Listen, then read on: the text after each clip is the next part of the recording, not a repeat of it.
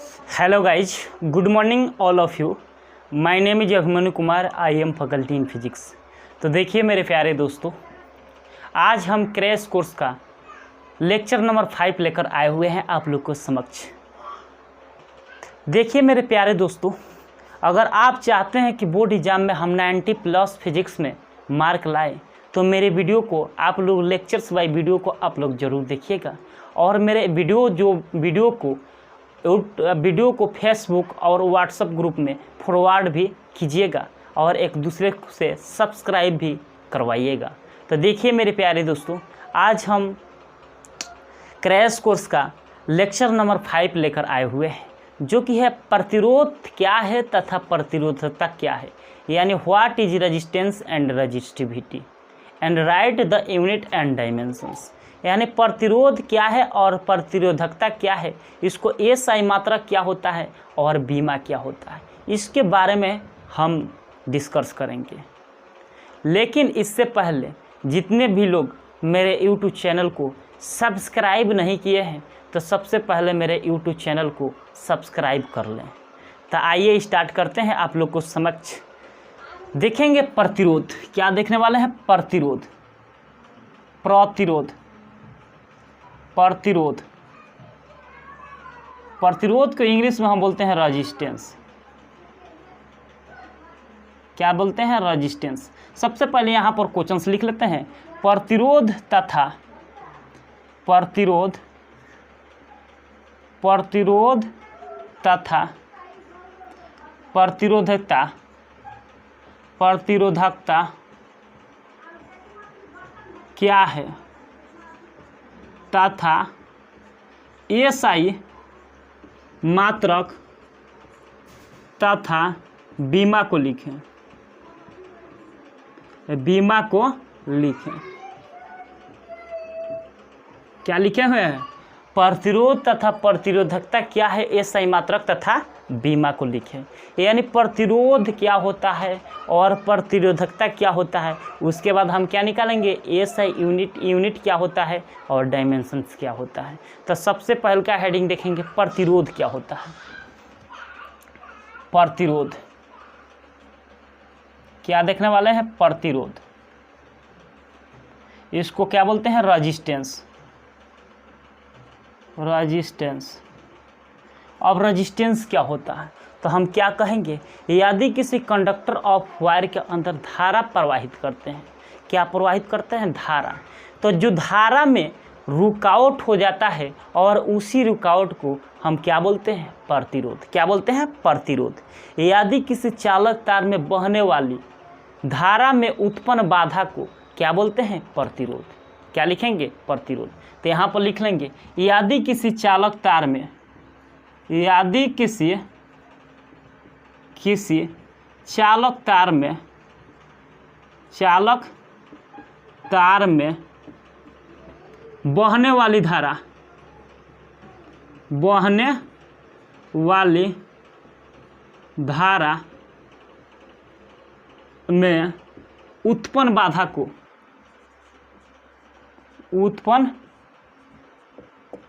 बाधा को प्रतिरोध कहते हैं.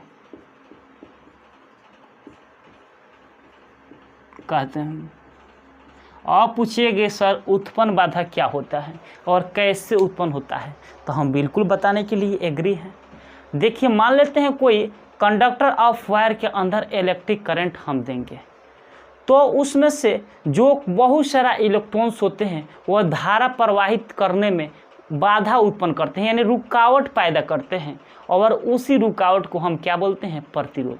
मान लेते हैं यहाँ पर फैन चल रहा है और फैन को हम किसी लाइन से कनेक्टेड कर देते हैं और वह अचानक और लाइन से कनेक्टेड कर देता है. फैन में हम क्या करते हैं? तार को जोड़ते हैं और वहाँ पर बहुत दिनों से जोड़ देते हैं, तो चलते चलते क्या हो जाता है? फैन आपको चलता नहीं, यानी धारा के प्रवाह में क्या होता है? रुकावट पैदा होता है. तो इसी रुकावट को हम क्या बोलते हैं? प्रतिरोध. रुकावट क्यों पैदा होता है? क्योंकि उसके ऊपर कार्बन के परत छा जाती है, इसी के कारण उस पर रुकावट पैदा हो जाता है और उसी रुकावट को हम क्या बोलते हैं? प्रतिरोध बोलते हैं। यानी धारा प्रवाह में उत्पन्न बाधा को क्या बोलते हैं? प्रतिरोध। यानी जब धारा रुक जाएगा तब उसी को हम क्या बोलते हैं? प्रतिरोध। यानी हमेशा धारा के प्रवाह में रुकावट होना चाहिए किसी कंडक्टर ऑफ वायर के अंदर। आइए हम चलते हैं, यहाँ पर तो देख चुके जो प्रतिरोध होता है, प्रतिरोध को हम किससे डिनोट करते हैं? आर द्वारा निरूपित करते हैं। किससे डिनोट करते हैं? आर द्वारा। तो लिखेंगे प्रतिरोध को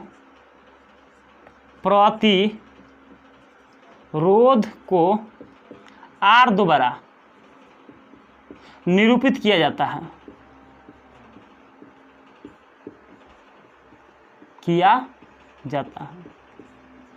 देखिए यहाँ पर प्रतिरोध को किससे डिनोट किया जाता है? आर द्वारा निरूपित किया जाता है। किससे डिनोट करते हैं? आर द्वारा निरूपित करते हैं। अब लिखेंगे संकेत, प्रतिरोध का संकेत। आप पूछिएगा कि सर बताइए जो प्रतिरोध होता है उसका सिंबल क्या होता है, यानी संकेत क्या होता है? तो इस तरह होता है, कुछ ऐसे देखते हैं किसी सर्किट डायग्राम के अंदर। ये क्या है? आपका टर्मिनल ए मान लेते हैं इसको, और इसको हम टर्मिनल बी मान लेते हैं, और यह टर्मिनल ए और बी क्या है? इस प्रतिरोध का टर्मिनल पॉइंट है। अब देखिए इसको हम क्या बोलते हैं? रेजिस्टेंस यानी आर। समझ में आ गया? अब देखिए इस मान लेते हैं प्रतिरोध, तो समझ गए धारा के प्रवाह में उत्पन्न बाधा को क्या बोलते हैं? प्रतिरोध, यानी रुकावट पैदा होता है। और प्रतिरोध के अंदर दो कंडीशन होता है। अगर कोई भी हम कंडक्टर ऑफ वायर लेते हैं तो उस कंडक्टर ऑफ वायर का एक अपना क्या होता है? लेंथ होता है, और लेंथ के साथ उस कंडक्टर ऑफ वायर का एक अपना एरिया होता है, यानी क्षेत्रफल होता है। देखिए यहाँ पर मान लेते हैं कोई कंडक्टर ऑफ वायर लिए। क्या है? कोई कंडक्टर ऑफ वायर है। ये क्या है? कोई कंडक्टर ऑफ वायर है। इसको क्या बोलते हैं? चालक तार। चालक तार क्या बोलते हैं? चालक तार। और इस चालक तार के अंदर बहुत सारा इलेक्ट्रॉन्स होते हैं। क्या होते हैं? बहुत सारा इलेक्ट्रॉन्स होते हैं। बहुत सारा इलेक्ट्रॉन्स होते हैं। और इसी में से, इसी इलेक्ट्रॉन्स में कुछ इलेक्ट्रॉन्स आपका क्या करते हैं? बाधा उत्पन्न करते हैं, यानी रुकावट पैदा करते हैं। बाधा उत्पन्न करते हैं। इसको बोलते हैं रुकावट। इसको इस तरह भी बोल सकते हैं, रुकावट पैदा करते हैं, यानी बाधा उत्पन्न करते हैं, यानी रुकावट उत्पन्न करते हैं। तब इसको क्या बोलते हैं? प्रतिरोध। तो कोई भी कंडक्टर ऑफ वायर यानी चालक के तार लेते हैं तो उस चालक तार का एक अपना लेंथ होता है, यानी लंबाई होता है। यहाँ से लेके यहाँ तक कुछ नहीं तो क्या लंबाई है? एल। और इस कंडक्टर ऑफ वायर का एक अपना क्या होता है? क्षेत्रफल होता है, यानी एरिया होता है। तो यहाँ पर एरिया कुछ नहीं तो क्या है? ए। अब देखिए तो यह कंडक्टर ऑफ वायर किस किस चीज़ पर डिपेंड कर रहा है? लंबाई पर भी डिपेंड कर रहा है और क्षेत्रफल पर भी डिपेंड कर रहा है। तो यहाँ पर हम लिखेंगे, यहाँ पर पहला नंबर करके लिखेंगे, यदि किसी चालक तार में बहने वाली धारा उस चालक तार के लंबाई के क्या होता है? समानुपाती होता है। तो यहाँ पर लिखेंगे यदि किसी चालक तार के, यदि किसी चालक तार के तार में, यदि किसी चालक तार के प्रतिरोध में बहने वाली धारा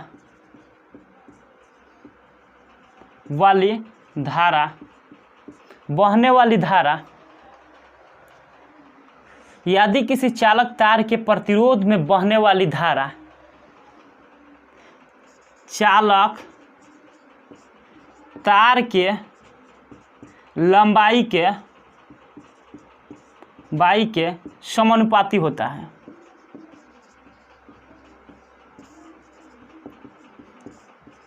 किसके समानुपाती होता है?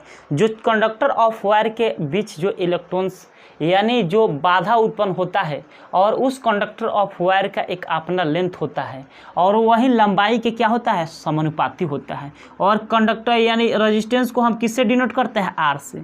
आर डायरेक्टली प्रोपोर्शनल किसके समानुपाती होता है एल के। तो यहाँ पर क्या लिखेंगे, एल, इक्वेशन फर्स्ट मान लेंगे। और फिर यहाँ पर दूसरा का लिखेंगे, यदि किसी चालक तार में प्रवाहित होने वाली धारा के प्रतिरोध के उस चालक तार के पृष्ठ क्षेत्रफल के व्युत्क्रमानुपाती होता है। तो यहाँ पर लिखेंगे, इसको दूसरा का नोट बना के लिखेंगे, यदि किसी चालक तार के, यदि किसी चालक तार के प्रतिरोध में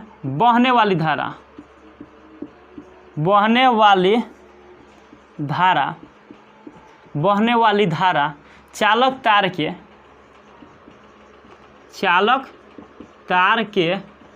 पृष्ठ क्षेत्रफल ए के, यहाँ पर पृष्ठ क्षेत्रफल क्या है, ए के व्युत्क्रमानुपाती होता है।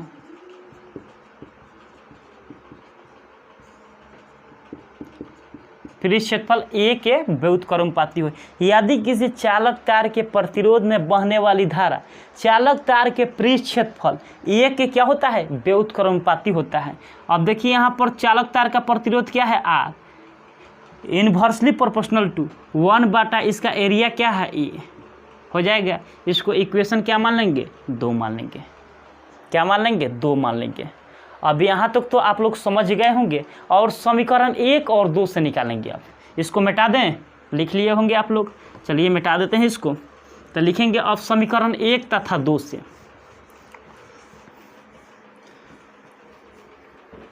क्या लिखने वाले हैं, समीकरण 1 तथा 2 से। अब लिखेंगे समीकरण 1 तथा 2 से, और समीकरण 1 क्या है, 2 से, यानी आर डायरेक्टली प्रोपोर्शनल टू, यहाँ पर क्या हो जाएगा, L/A, इतना हो जाएगा कि नहीं। और देखिए यहाँ पर इस साइन को इंडिकेट करने के लिए, यानी हटाने के लिए, कोई ना कोई कांस्टेंट क्वांटिटी को हम जरूर लेते हैं। यानी इस साइन को हम हटाएंगे तो एक कांस्टेंट क्वांटिटी आता है, यानी रो। कौन सा क्वांटिटी आता है, रो L/A। क्या होता है, रो L/A। और हमको क्या चीज़ का वैल्यू निकालना है, प्रतिरोध का वैल्यू निकालना है। क्या चीज़ का वैल्यू निकालना है, प्रतिरोध का वैल्यू निकालना है। तो यहाँ पर आपका फार्मूला इतना आ गया ना जी, इस फार्मूला को हम लोग भूलेंगे नहीं। क्या करेंगे, इसको हम भूलेंगे नहीं। अब सबसे पहले यहाँ पर प्रतिरोधकता समझ लेते हैं। इसको दोनों को हम साथे में यूनिट और डायमेंशंस को निकालेंगे। अब प्रतिरोधकता क्या होता है समझिए, इसको इंग्लिश में बोलते हैं रजिस्टिविटी। क्या बोलते हैं, रजिस्टिविटी। देखिए यहाँ पर रजिस्टिविटी क्या होता है, यदि कोई भी कंडक्टर ऑफ वायर लेंगे, यानी चालक तार लेंगे, तो चालक तार का एक खुद का अपना लेंथ होता है, और लेंथ के साथ क्या होता है, उसका क्षेत्रफल होता है। और लेंथ और लंबाई और क्षेत्रफल पर आधारित रहता है, तब उसको हम क्या बोलते हैं, प्रतिरोधकता। तो लिखेंगे, यदि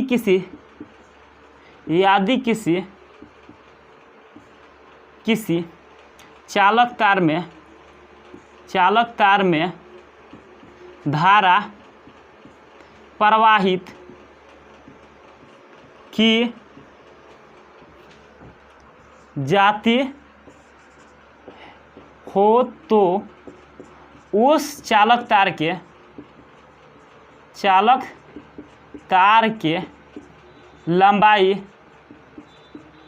तथा क्षेत्रफल पर आधारित रहता है,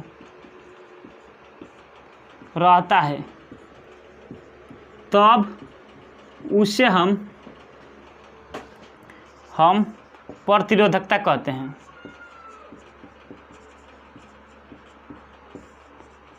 क्या बोलते हैं, प्रतिरोधकता कहते हैं। और प्रतिरोधकता जो होता है उसको हम किससे डिनोट करते हैं, रो द्वारा डिनोट किया जाता है। प्रतिरोधकता को रो द्वारा निरूपित किया जाता है।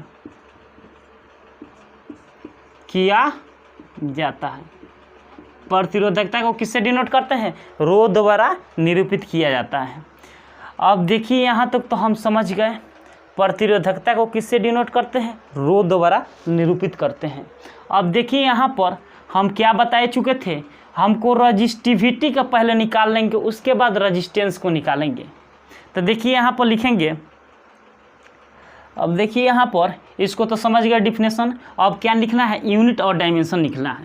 तो देखिए यहाँ पर यूनिट भी डायमेंशंस भी एक के साथ लिख लेते हैं।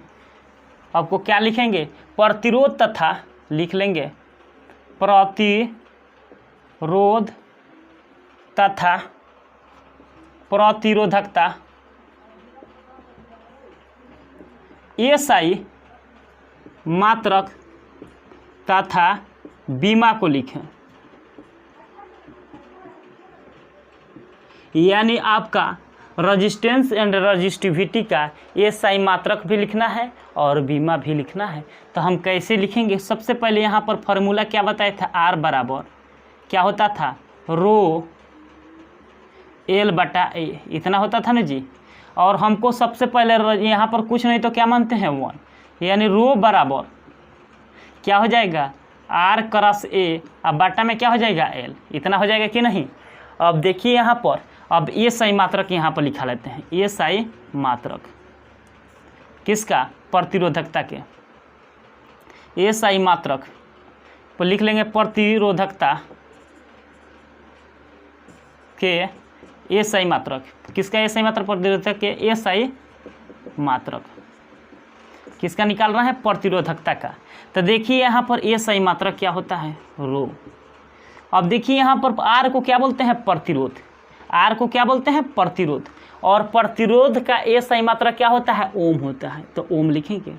और यहाँ पर ए को क्या बोलते हैं, उस कंडक्टर ऑफ वायर का एरिया है, यानी क्षेत्रफल है। तो क्षेत्रफल के क्या होता है, क्षेत्रफल के मीटर स्क्वायर, क्योंकि क्षेत्रफल बराबर होता है लंबाई गुणे चौड़ाई, और लंबाई भी एक लेंथ है और चौड़ाई भी एक लेंथ है। और लेंथ को किस में मेजरमेंट करते हैं, मीटर में। और जब मीटर में मीटर स्क्वायर से गुणा होगा तो क्या हो, मीटर में मीटर से गुणा होगा तो क्या हो जाएगा, मीटर स्क्वायर। और यहाँ पर लंबाई के क्या हो जाएगा, मीटर।